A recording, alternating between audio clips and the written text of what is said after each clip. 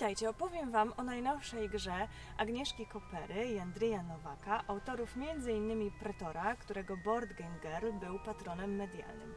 Ich najnowsza gra to Progress Evolution of Technology, która jest absolutnym fenomenem i jest to fenomen nie tylko dla mnie, ale i dla wielu innych osób. Wydawnictwo NSKN, czyli Agnieszka i Andrzej, wystartowali z tą grą na Kickstarterze zaledwie kilkanaście godzin po tym, jak rozpoczęła się akcja fundowania tej gry, uzbierali niezbędną kwotę $19 000.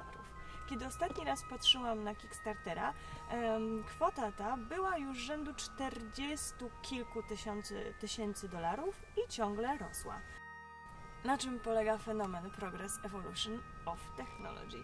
Na tym, że ta gra jest po prostu bardzo dobra.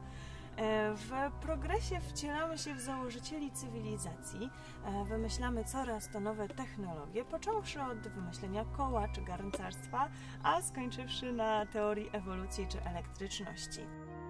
Jeżeli graliście w takie gry jak 7 cudów świata, Hansa Teutonika czy Cywilizacja poprzez wieki, to Progress gdzieś tam łączy mechaniki tych gier. Na czym dokładnie polegają zasady, o tym jak zawsze opowie nasz ekspert z Laboratorium Zasad.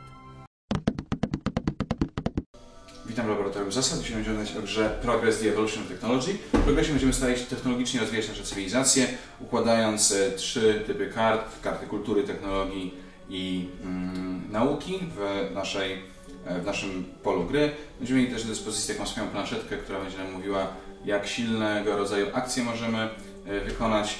Mamy też taki wspólny tor dla wszystkich graczy, który ma 3 poziomy rywalizacji, na których będziemy konkurować i ten, kto będzie dalej, dostanie więcej punktów na koniec gry. Mamy 3 ery, czyli średniowiecze, starożytność oraz renesans. Te ery będą wchodzić po sobie, kiedy wejdzie 3. era do gry.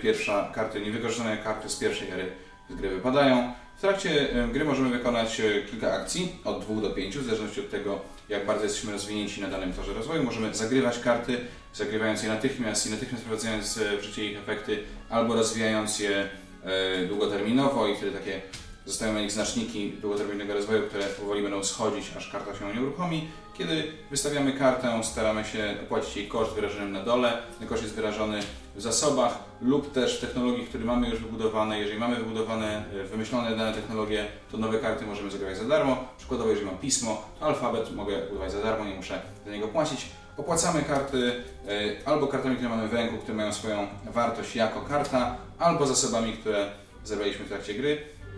Na koniec gry staramy się mieć jak najwięcej punktów. Punkty zdobywamy za odpowiednie miejsce na tych torze rywalizacji, za wybudowane karty, a także za osiągnięcia na naszych torach rozwoju, bo im dalej jesteśmy, tym więcej punktów otrzymamy. I w dużym skrócie to wszystko, jeżeli chodzi o zasady Progress. Dziękuję bardzo. Progress będzie dostępny w sprzedaży już jesienią w okolicach targów gier planszowych w Essen. Ja nie mogę już się doczekać prawdziwej wersji, bo w rękach trzymam wciąż prototyp.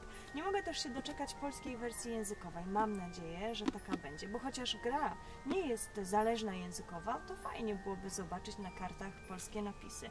Nie mogę też doczekać się dodatków, o których opowiadali mi Agnieszka i Andrzej, które to dodatki wprowadzą nowe epoki i nowe karty do gry.